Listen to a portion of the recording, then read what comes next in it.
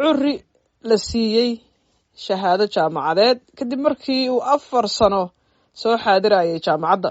casha waxaa laga yaabaa markaynu sheekadan sheegno qofku waxaa laga yaabaa marka haddii uu ciwaanka arko su-aalo badan inuu isweydiin lahaa laakiinse siday waxu jiraan maaha sheekadu way ka duwan tahay haddaan dulucda u dego sheekadu waxay ku saabsan tahay curri ama mukulaal qofo siduu yaqaano gaar ahaan kalabka ah marka bisada laga hadlay markaan curri leeyahay oo la abaalmariyey oo weliba abaalmarintu kala duwan waxaa la siiyey abaalmarin dhakhtar baa laga dhigay ama waxa la yidhaahdo doctornimo sharafeed ama doctorate ama honorary doctor baa laga dhigay. marka waa currigii digaaga markay yar yihiin dafi jiray reerka maaragtay digsiga intuu faydo cadka ku jira kala bixi jira dhakhtar laga dhigay. aad iyo aad waxaa la siiyey shahaada la siiyey mid ka mid a jaamacadaha ku yaalla waddankan Maraykanka ayaa aqoonsatay islamarkaana shahaado siisay.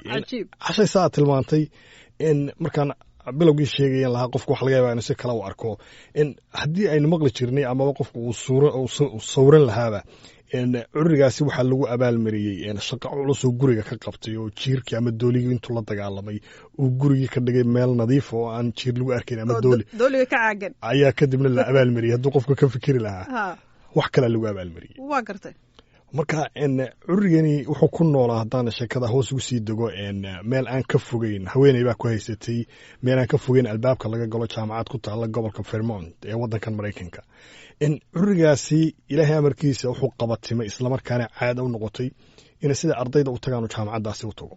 wuu soo xaadiraa muddo 4 sannadood ah. waa gartay waliba maalin iyo 2 iyo 3 maaha maalinna ma gambin muddo 4 sannadood ayuu xaadirayay. waa gartay haba xaadirabe dee bisadun baa loo arkaa xayawaan ama currin baa loo arkaa xayawaan halkaa marayo iska socdo ka mid ah xayawaanada ilaahay abuuree jooga.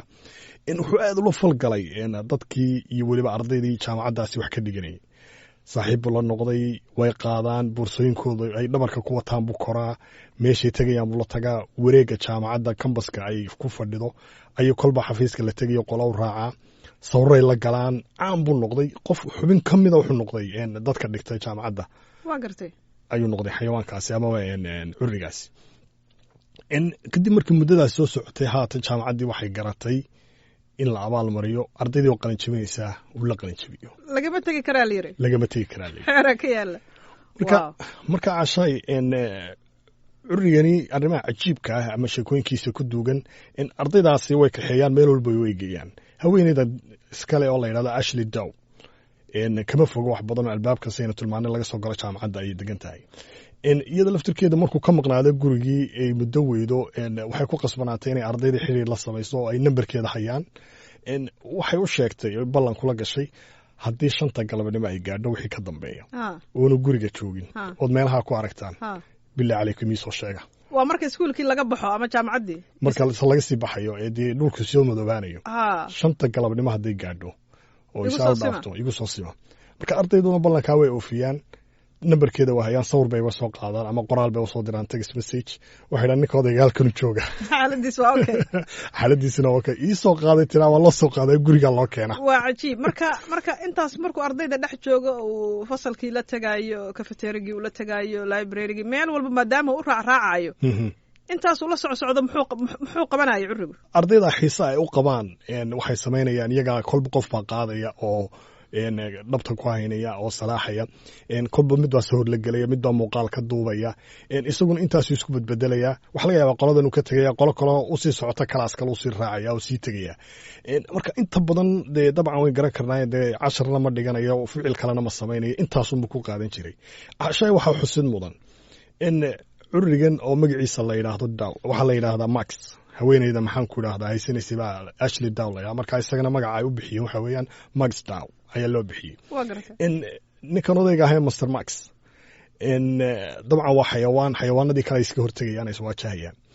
bisadaha kale ereyadaasi ku nool ayaa xilliyada qaar weerar ku soo qaaday inay la dagaalamaan doona. oo maxay ka rabaan dee waxa laga yaabaa inay iskaga dhow yihiin iyagu ama inta badan xayawaanku markay meelaha joogaan way isdilaan ama ayda ama bisaduhu.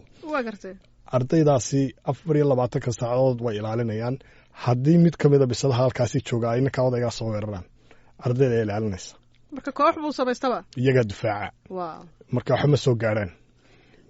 marka currigan sidaan hadalka ku bilaabay sheekada inta badan waxaa lagu yaqaanaa curiga waxbuu dafaa oo weliba marka reerku uu digaag leeyahay ama guriga uu jiir joogo marka intaas uu dhalinyarada jaamacadda dhiganaysa ama iskuulkii ama jaamacadda uu ka midka ahaa ma jira miyaa weli arday baahan oo saxan sita inuu marna ka dafay lama sheegin warbaahin kala duwan oo waliba warbaahinta Mareykanku dhowrkii cisho ugu dambeeyay aad bay u qoraysaa wax dhibaato lagama soo warin kolle waa xayawaan oo dadka u dhaqmi maayo qaladaad u galaya laakiin waxay ka soo qoreen ma jirto in taa bedelkeeda caashay ardaydu sawirkiisay qaadeen meel bay ku dhajiyeen iyadoo waxaad arkaysaa sawirada laga soo qaaday koofiyadda yareed qofka markuu qalin jabinaya loo geliyey dabcan shamacyaa loo shiday sawirkiisa meesha la dhigay magaciisa lagu qoray max daw 24 baa lagu qoray ah inuu ardayda qalin jabinaysa sanadka 2024 ku jiro ayaa loo qoray laakiin qodobka xusida mudan caashay yaanan ka hadilnay waxa weeyaan